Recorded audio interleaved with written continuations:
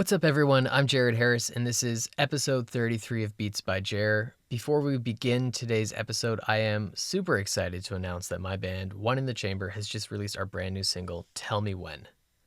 This is the first track off our upcoming, almost entirely acoustic third EP, The Cabin Sessions. Tell Me When is available on all digital platforms. Go stream it on Spotify, share it with your friends, check out the music video on our YouTube channel, and enjoy. With the seasons changing, we must say goodbye to one of the best times of the year, the summer concert season. A time when you can watch a band play on a patio, at an amphitheater, or at a street festival. A season when seemingly all of your favorite artists are on the road, a brief moment every year where the universe conspires to deliver all that is good. From May to September, I had the chance to see some incredible shows, and today I'll provide a recap of the summer 2024 concert series. Around this time last year, I had done the same in episode 11, where I looked at a jam-packed September at a series of shows that I had seen. This time around, I plan to look at the entire summer.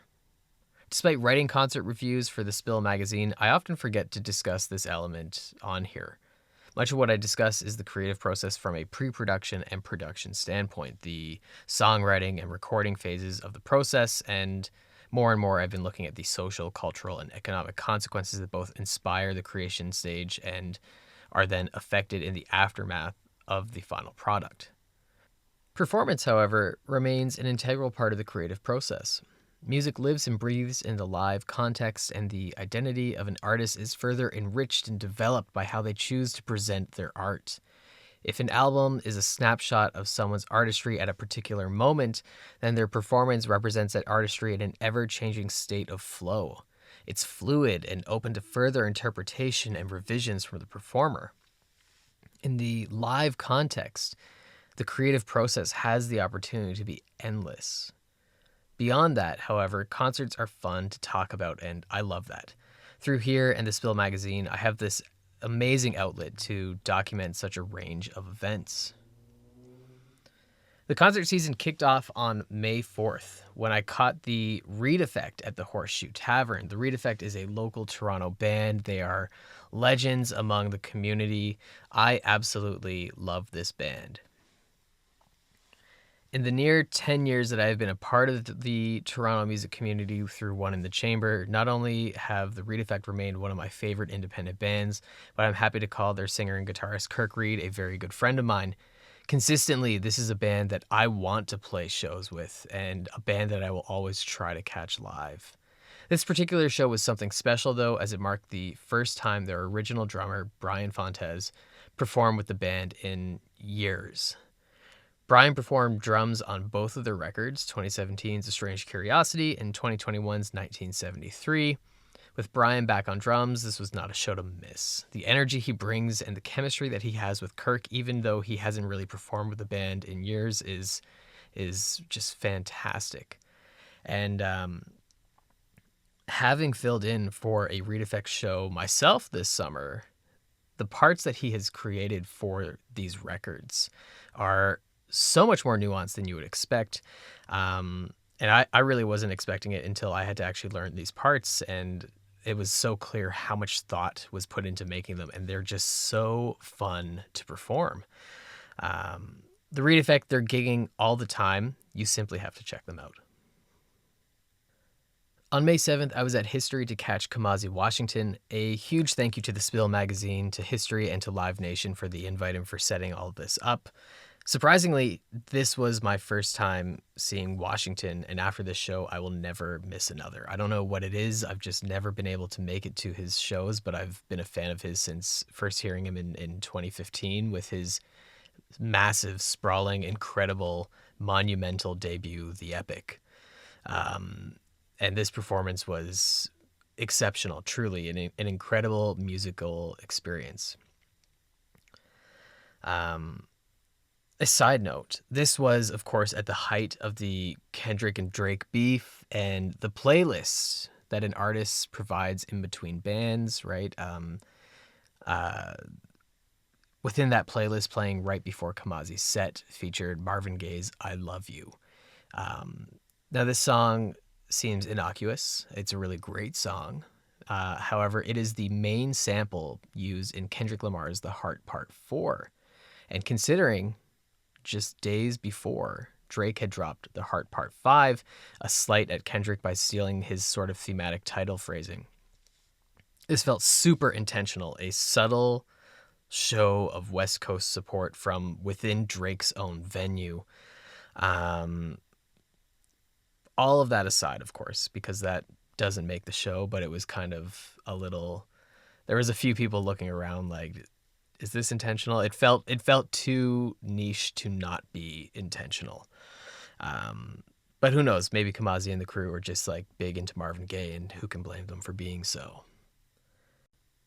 All that aside, the show opened with a set by She Bad, a jazz fusion band from Guelph, Ontario, and immediately I was blown away. The band comprised of a singer, a bassist, a drummer, a violinist who would occasionally play the trumpet, and a synth player who'd every now and then jump on the alto sax. Just a super interesting use of instrumentation. However, their first song alone consisted of not one, not two, but 5 separate feel changes. It started as like a pop-infused blend of jazz, shifting to a J Dilla drunken shuffle type thing into a free swing section, followed by a bossa, and lastly concluding in a hard funk groove. It's an ambitious way to write a song, but it's a hell of an ambitious way to start a show consisting of an audience largely unfamiliar with your work. It was, musicality aside, it was just such an interesting choice to start your set off. And it worked. It grabbed my attention. The energy in the room seemed captivating among the audience. What impressed me most, aside from the obvious musicianship, was how each change justified itself. Rather than feel overindulgent or arbitrary, the song and performance was elevated with each shift. The rest of their set was equally as impressive. If you're at all curious, which you should be, She Bad has been releasing singles over the summer, with their next album, Music is the Answer, dropping on November 1st. Kamasi Washington is, without a doubt, the greatest jazz artist of our time. Touring in support of his newest album, Fearless Movement, his band consisted of some crucial members of the informal West Coast Get Down collective, all of whom are essential figures in modern jazz. I'm talking about Ryan Porter on trombone, Tony Austin on drums, Miles Mosley on bass, and Brandon Coleman on piano. Rounding out the lineup was vocalist Patricia Quinn, Ricky Washington, Kamasi's father, on flute, and LA hip-hop legend DJ Battlecat on turntables and percussion and talkbox.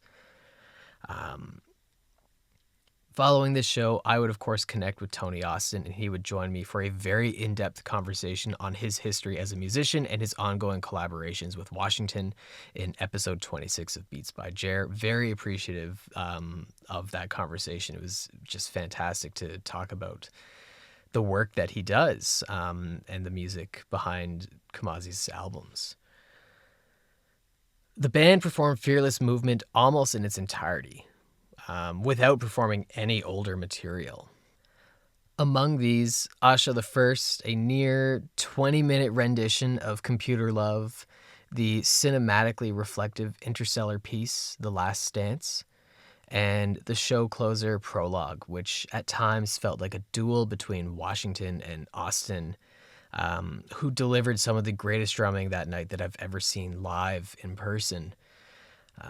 These stood as highlights among a spectacular set. What shined brightest, however, was not the compositions, as these were merely contexts for a near continuous flow of impressive improvisation among the band. On numerous occasions, Washington could be seen carefully watching other musicians, his face displaying equal levels of wonder and surprise as to the direction they would take, in which he and the rest of the band would respond almost effortlessly, without missing a beat, without really the audience noticing that things are shifting, unless you're really, really paying attention and really watching them watch each other. This, of course, was used mostly underneath the virtuosic solos from within the band, demonstrating a level of nuance on all fronts. The solos were nothing short of impeccable. Among these, Austin demonstrated a masterful control of rhythm, while Mosley explored a range of textures throughout an array of effects on an upright bass, and the contrast of plucking but also bowing his bass. DJ Battlecat is also worth a special shout out for his use of synths and a talkbox, which was key in Computer Love, but also his ability, and to a greater extent, the entire ensemble's ability to intertwine live turntables into the jazz context is truly extraordinary. With each solo, Washington paints himself as a protege of John Coltrane, with a tone that can flip from moving melodies to explosively aggressive bursts of rhythmic notes set over modal passages that was always able to deliver a sense of climax to a song. Never before have I seen an artist exclusively perform their new material, which should speak to the strength of Fearless Movement and the confidence Washington has in his own artistry.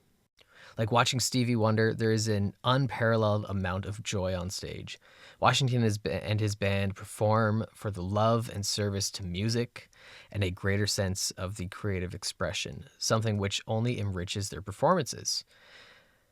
There is a sense of purity among a staggering degree of greatness to their performance style, one which would prove to be as contemporary as Fearless Movement, due in part to the band's modern fusion style. Between this and the natural chemistry among the band and the power of Washington, I can confidently say that this was among the greatest musical experiences I have ever seen. On May 23rd, I hit up one of my favorite venues ever, the diviest of dive bars, Toronto's very own The Bovine Sex Club, to catch Danny Miles. Best known as the drummer for Canadian alt-rock titans July Talk, Danny is also an accomplished producer and has released numerous hip-hop collabs and his own lo-fi underground collections of beats, including the full-length album Beautiful Music.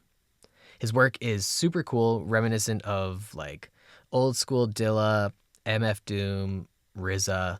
It's grimy at times, cinematic, eclectic, where he pulls samples from, and a little bit of like leaning in that soulful direction, that really vintage, classic soulful sound. The lineup for the show felt very carefully selected, as it was built upon this same tone, featuring some strong independent Toronto and Hamilton-based rappers, including Anthony Haley, Nilla, Word Burglar, More or Less, Lee Reed, and Swamp Thing.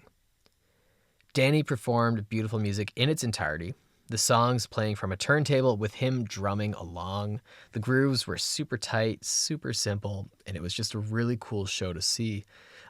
Going into it, I had no idea what it was going to be like, but I would love to see more underground hip-hop artists collaborating with instrumentalists like this live. In addition to performing his record, Danny on the kit backed the trio Swamp Thing for a set that was super nostalgic for the Beastie Boys. Just plain old fun hip hop, but again with that added live drum sound was just so cool and really enhanced that Beastie Boys vibe. That three rappers that are kind of goofy, but like just having fun and doing it really well, almost portraying a character. With live drums. It was awesome. Lee Reed closed out the night with a much more grimy take on the genre, with fiery lyrics that took aim at the social and institutional divisions and the inaffordability of Canadian living. The highlight for me was his unreleased track that plays off the notion of eating the rich. I believe it was called Eat Your Landlord, and it sees Reed express how best to serve and enjoy your landlord. And if I recall, at one point, Vindaloo Landlord was on the menu. Self-described as the oldest and Canadian, that's Canadian with a K, hip-hop's grumpiest revolutionary rap loudmouth, Reed absolutely killed it. May came to a close with Gary Clark Jr., the first of two sold-out shows at History. Touring in celebration of his new album, JPEG Raw, he brought along Abraham Alexander.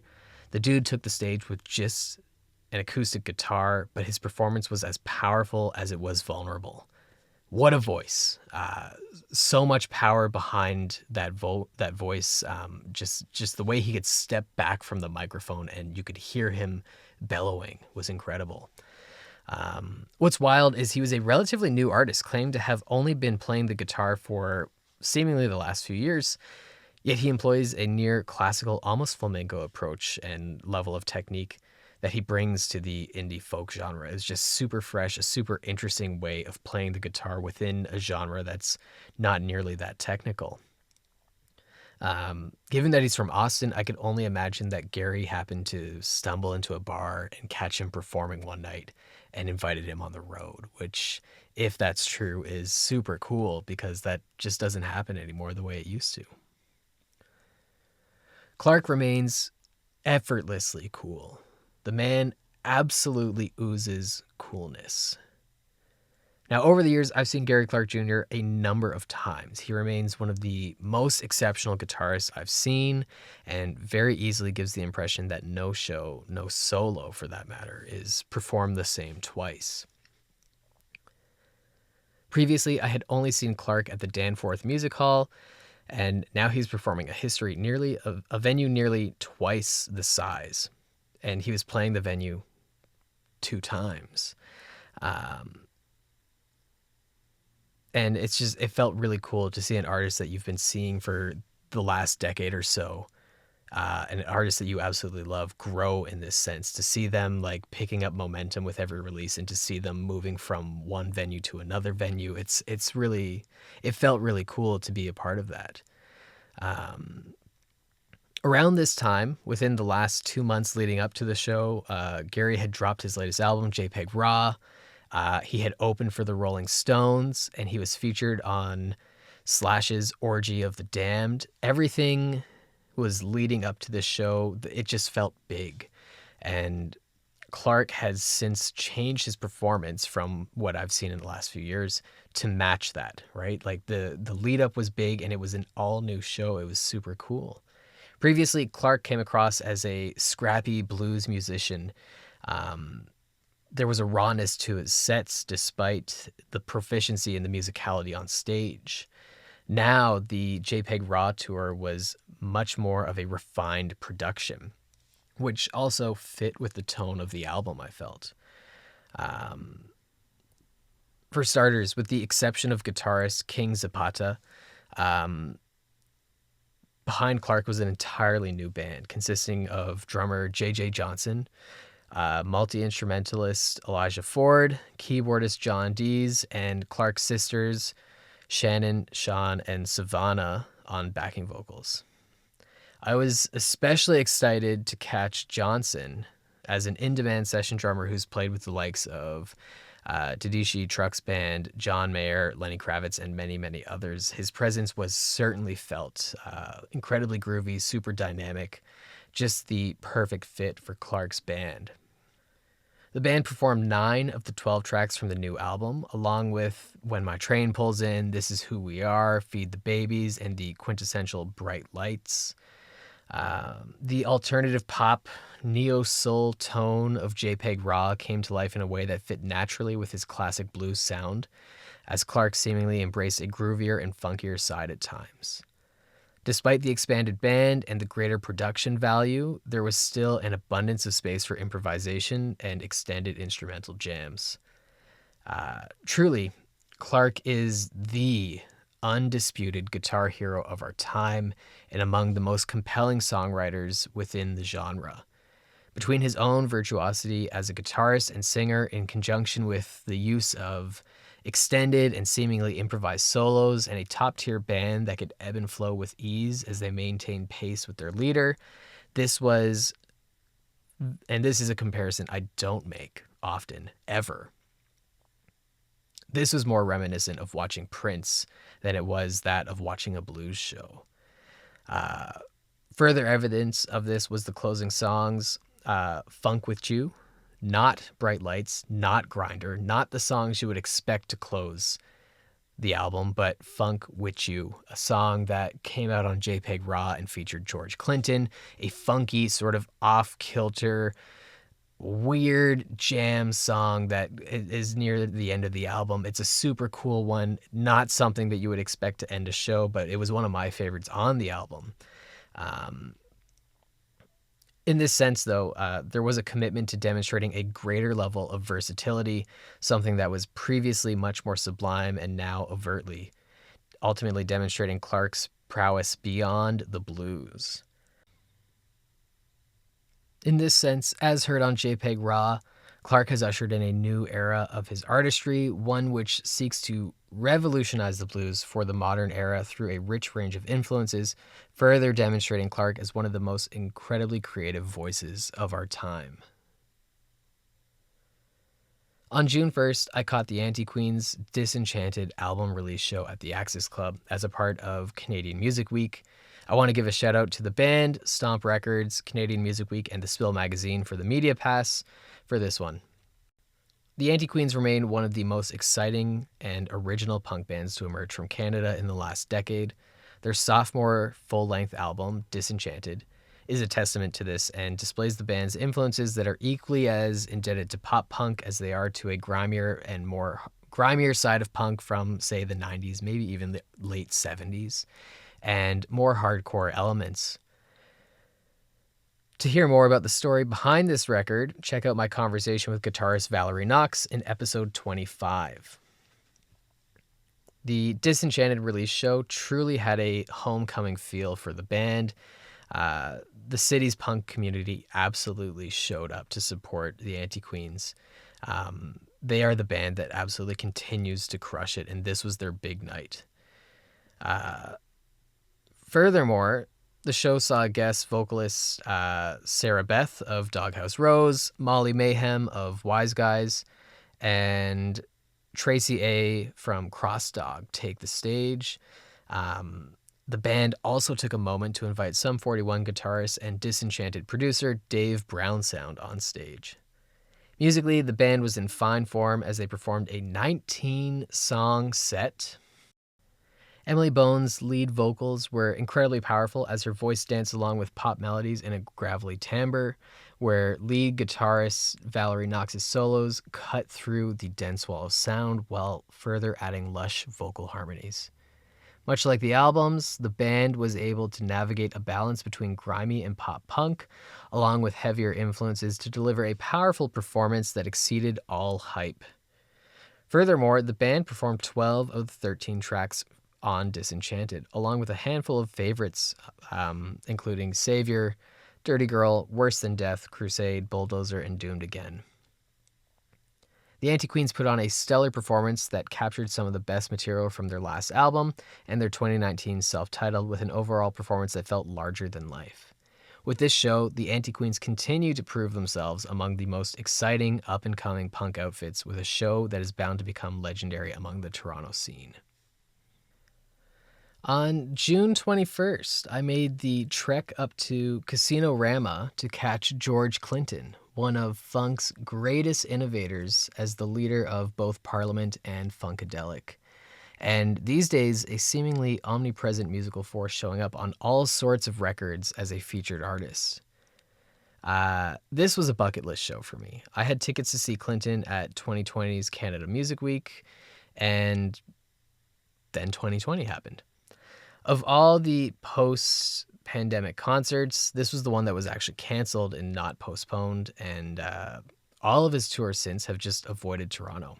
As it turns out, this was his first almost Toronto date in nearly a decade since his 2015 performance at Nathan Phillips Square. Unfortunately, at the age of 83, Clinton took more of a backseat for his show. Clinton himself would spend most of the show seated by the drum riser, singing along, but shying away from much of the lead vocals. His role was as much lead singer as it was band leader and hype man. To watch him was to see him conducting the band with various signals while also mouthing different melodies and cueing different rhythmic shots. This only works for the band because of the communal funk that is the foundation of the P-Funk sound. The band can function with Clinton in the backseat and still feels unmistakably that of P-Funk. That being said, Clinton's presence was undeniable, truly a figure that remains larger than life and fully captivating. In this sense, it was actually less about Clinton and much more about the legacy of the P-Funk dynasty, something that has become a family affair. There were 3 generations of Clintons within the 14-piece band, and with so many people coming, going, and switching instruments, I'm only half certain on that number. Still, many songs exceeded the 10-minute mark as they'd extended to jams with classics like Maggot Brain, a cover of House of Pain's Jump Around, additional absolutely necessary songs to the funk canon, P-Funk, Wants to Get Funked Up, Give Up the Funk, Tear the Roof Off the Sucker, and Atomic Dog. Clinton's performance was a joyous celebration of a 6-decade career in music, 6 decades of artistry and creativity, ultimately demonstrating that the old adage remains true. Ain't no party like a P-Funk party, 'cause a P-Funk party don't stop. On June 27th, I saw Norah Jones at Bud's stage. My wife and I scored tickets through Game Time, a super cool resale app that delivers significantly lower prices than what I've seen on Ticketmaster. The app is largely American and everything is through American prices. So if anyone at Game Time is listening to this, let's talk. I'll be your Canadian affiliate. This was a really cool show. I've never seen Norah Jones, and she's always been someone that I have enjoyed her music, but I've just never made the effort to go go catch live.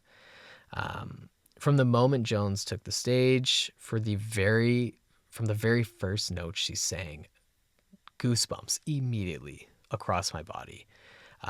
That voice is truly a once-in-a-generational force. That tone, that timbre, that control, just wow. With a strong emphasis on her new album, Visions, Jones performed as part of a quartet, primarily on the piano herself, but occasionally switching to guitar. Behind her, an upright bassist, a backing vocalist, and the one and only Brian Blade on drums. Again, like seeing Clinton or J.J. Johnson, this was an artist I never thought I'd actually see live. Blade has famously performed with the likes of Chick Corea, Joni Mitchell, Wayne Shorter, Herbie Hancock, Bob Dylan, and so many others. He's one of my favorite jazz drummers. He can just accent a phrase with a perfectly placed rim shot. His sense of time is impeccable. Blade is perhaps, without a doubt, the most dynamic drummer I've seen. And despite his very simple approach to the drums, he is actually very technical whenever he needs to be. That being said, I didn't know what Brian Blade looked like. So when he walked on stage, I paid no mind. But upon hearing him, I had a feeling that this may have been Blade behind the kit. His feel is just so distinctive. And of course, I've known that he's worked with Jones in the past. It wasn't until Jones, however, introduced her band halfway through that I was astounded. The excitement I had, I was already enjoying the show, right? It was thrilling to see Norah Jones. Again, that voice is amazing. But the excitement I had to have been watching Brian Blade on drums, wow. This was now Jones backing Blade as he delivered an absolute masterclass in taste, in subtle nuances, and restraint. That, of course, should not take away anything from Jones, an incredibly talented musician who is able to perform intricate piano lines colored by unique harmonic passages while singing some of the most beautiful melodies you've ever heard. Don't take away from Jones, but realize how excited I was to see Brian Blade live. The following night, I was at Massey Hall, again, one of my favorite venues ever, to see André 3000. This, of course, was not André 3000 the rapper, but André 3000 the abstract jazz instrumentalist. And his instrument of choice is a wide arsenal of flutes. The show was a part of André's tour in support of his 2023 solo debut, New Blue Sun, along with a flagship show as part of this year's TD Jazz Fest. Truly, this felt like a once-in-a-lifetime musical moment. Humbly, about halfway through the night, André expressed, "Everything you hear on stage, we're making it up as it happens. We don't know where it will take us. It keeps us honest, keeps us fresh. Every night we soar because of the trust we have." This was one of 3 breaks the band took throughout the night. Otherwise, André, alongside percussionist Carlos Nino, the creative instigator behind New Blue Sun, who André is quoted saying played everything from keys to leaves. Otherwise, André and Nino and their band performed without pause.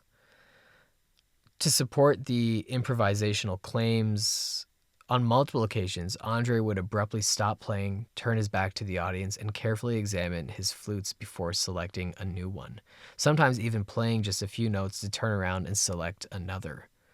Rather than play songs, the band created soundscapes out of thin air while performing moods that were built upon ambient drums and lush synths and guitars that sounded anything but a guitar, and André's melodies, of course. Their sparse lighting and use of smoke and color further built upon the mystique of the evening. While there was a moment that felt reminiscent for that night in Hawaii when I turned into a panther and started making those low register purring tones that I couldn't control, shit was wild. However, I don't believe that they performed any other actual material from New Blue Sun, further demonstrating that everything very well may have been made up on the fly. André 3000 and his band ebbed and flowed between meditative and chaotic soundscapes as André pulled from a myriad of flutes, resulting in a rich palette of colors for him to paint the space. Texturally, the tones of his melodies range from warm wood resonance to that of thinner and more metallic tones and even electronic wind synths.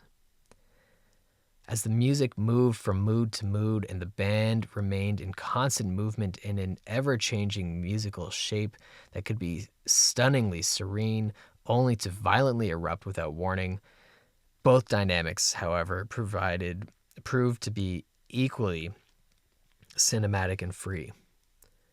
To watch André 3000 embark on his latest creative voyage is to see a creative voice unleashed upon an audience in a truly unpredictable and unprecedented fashion. This was, without a doubt, unlike anything else I have ever seen and likely will ever see again. The artistry of the night is only further appreciated when you really look at André's artistic journey from underground hip-hop to here. This isn't a jazz giant taking a turn towards the avant-garde, but rather one of the greatest voices in rap, returning in a completely unexpected form, making this era truly something to marvel at. Much like New Blue Sun, there is something incredibly inspiring and revitalizing, ultimately demonstrating that André 3000 is among the most vitally creative beings of our time. In July, I caught 2 more shows, the first of which was Killer Mike and the Mighty Midnight Revival at the Danforth Music Hall. I want to thank the Spill Magazine, Killer Mike, the Danforth Music Hall, and Embrace Presents for the media pass. This was a super cool show to be at. Killer Mike, perhaps best known as half of Run the Jewels, is truly in the midst of an exciting chapter within his career. Last year, he released his highly anticipated 6th solo album, Michael, an album that would feature the likes of André 3000, Future, 2 Chainz, and Dave Chappelle. And since then, the record swept the rap category at this year's Grammy Awards. Given the circumstances, the Down by Law tour featuring the Mighty Midnight Revival feels like a victory lap, especially with his headlining performance at the Danforth Music Hall that night, Killer Mike's first show in Toronto since 2013. The Mighty Midnight Revival consisted of Trackstar the DJ and a collective of 5 vocalists. It was their inclusion that elevated this performance beyond that of a typical rap show. Much like Michael, this show was charged with a gospel energy, making the vocalists a central part of Killer Mike's show. Their lush, warm vocals juxtaposed the militant tone of Killer Mike. In what seemed to be a bit of a theme for the summer, Killer Mike performed Michael in its entirety. The Down by Law tour truly marks a point of culmination. Killer Mike stands proud as a perpetual underdog, a champion among the underground, someone who self-admittedly thought his career was over at multiple points. Michael was a triumph among the genre. Its sweep at the Grammy brought a level of recognition beyond hip-hop, and now Killer Mike continues to prove his prowess as a lyricist and an MC nightly on tour. If anything, this show reaffirms that we should always bet on the tenacious and relentless underdogs. On July 17th, I caught the second of a pair of sold-out shows by the Red Hot Chili Peppers at Bud Stage. On this night, the show was opened by Seun Kuti, son of Afrobeat originator Fela Kuti. He began by paying tribute to his father with a cover of his 1981 song, Coffin for Head of State.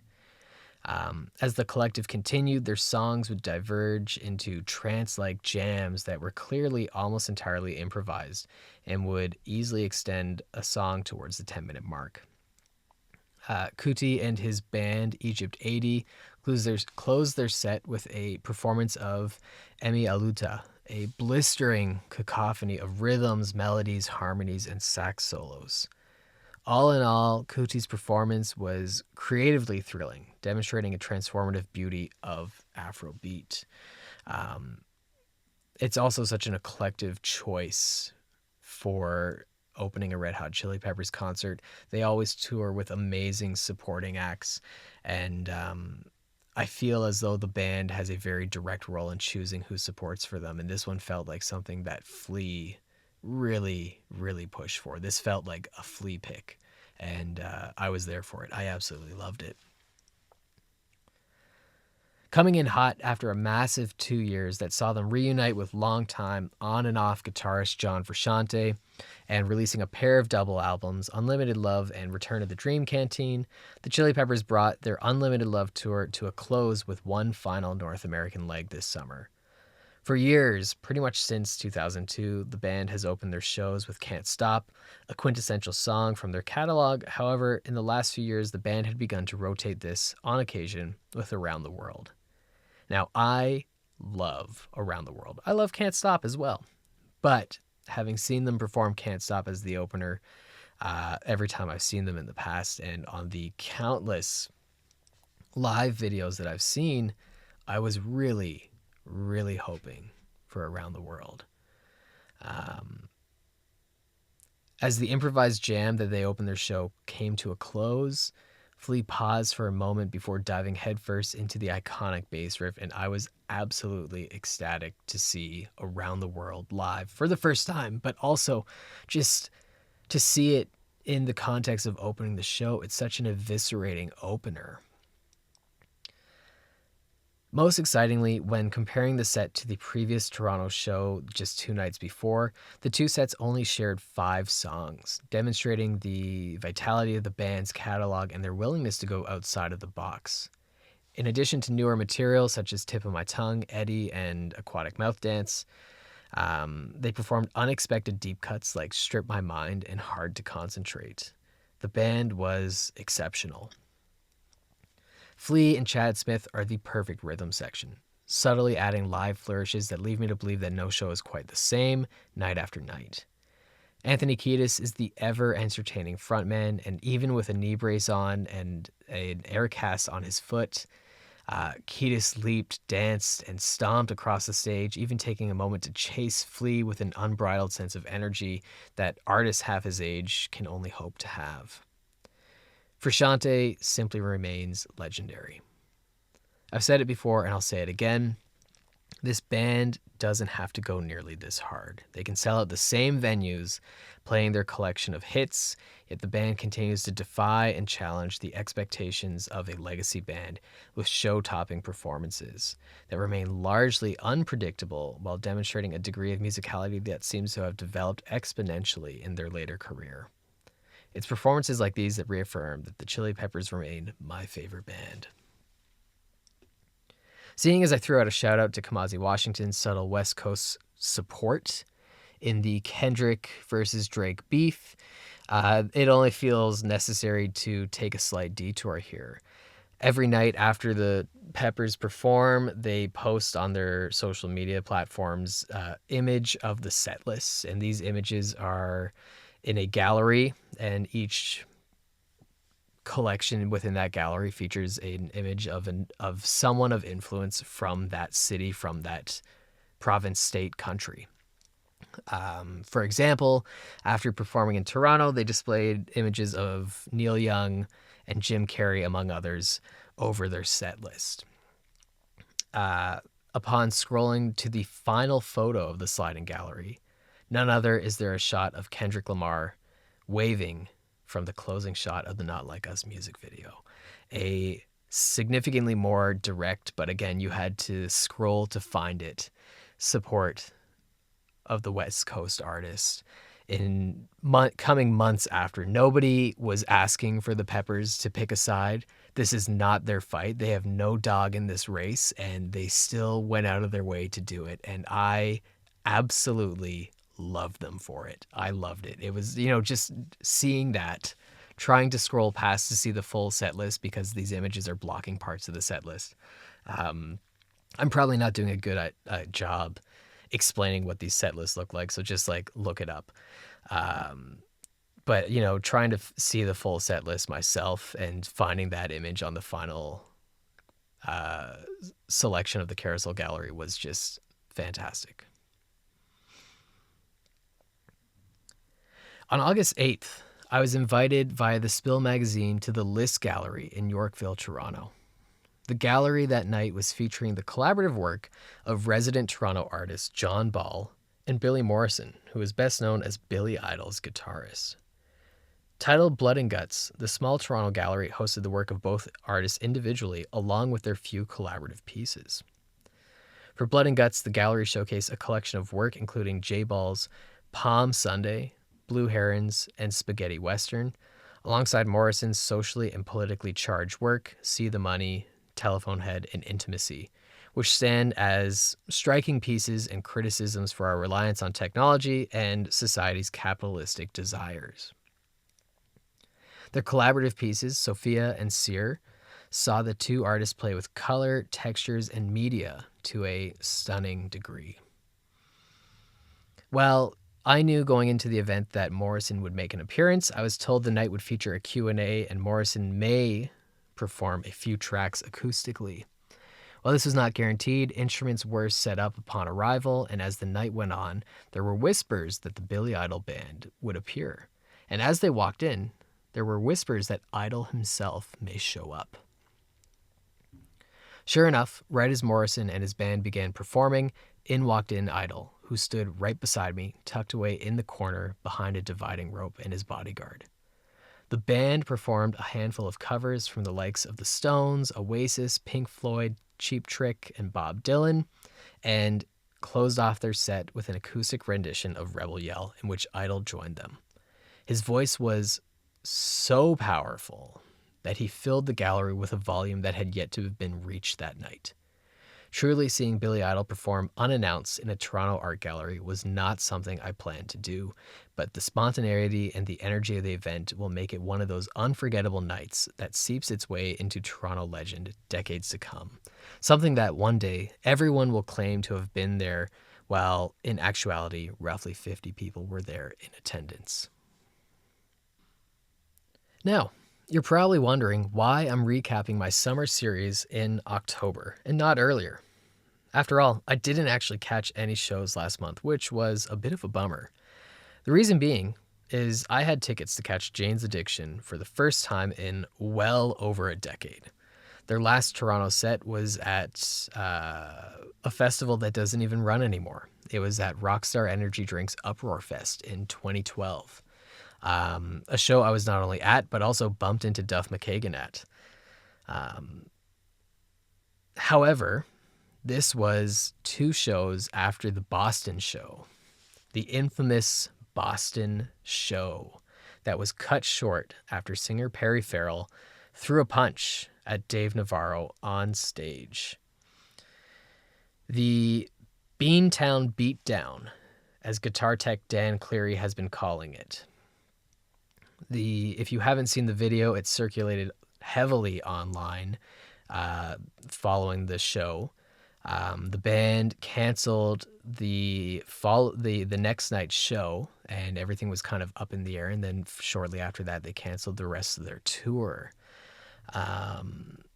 According to Cleary, things continued to escalate off stage beyond what was seen in the video, and he claims to be very surprised if the band ever performed together again. A real bummer to close out the concert season for sure. I absolutely love Jane's Addiction. I think they're one of the most important bands for popularizing alternative rock, ultimately paving the way for the trajectory of the 1990s.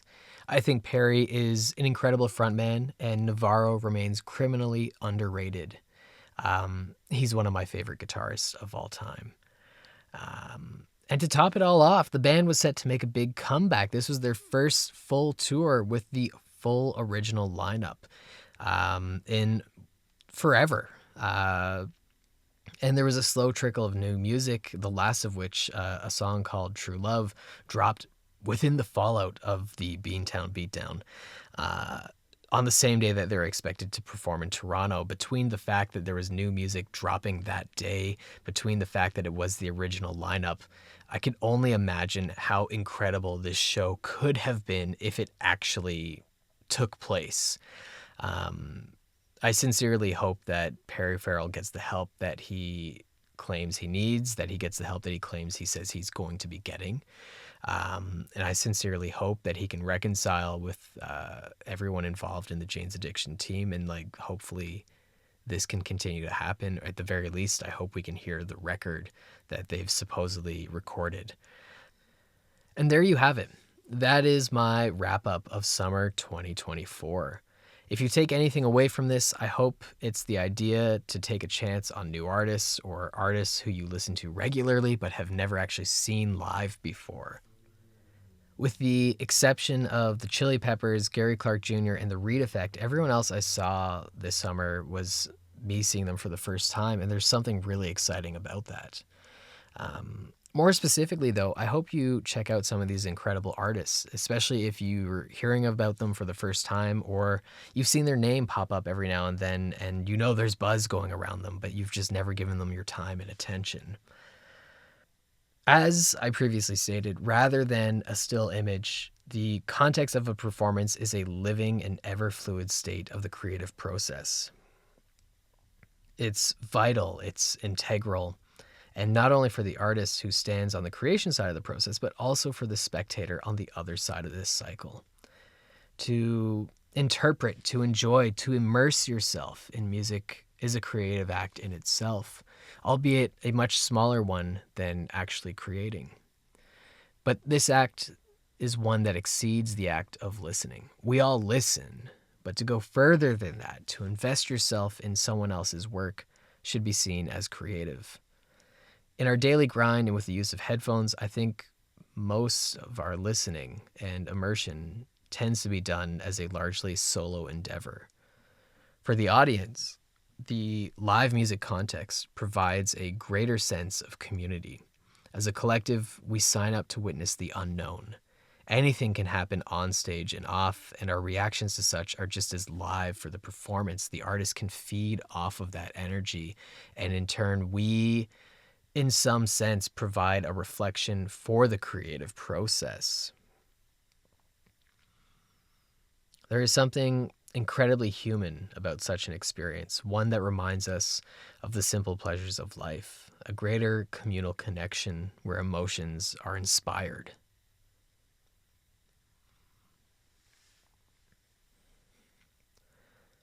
Thank you for checking out episode 33. Let me know in the comments what some of your favorite concert memories were from this summer, or if you were at any of the same shows I was. Next week, I am thrilled to announce a bonus episode dropping on October 14th, a Canadian Thanksgiving miracle. I am very excited to announce. Next week, tune in to hear me in conversation with a very special guest, the one and only Miles Kennedy. I'm Jared Harris, and this is Beats by Jer.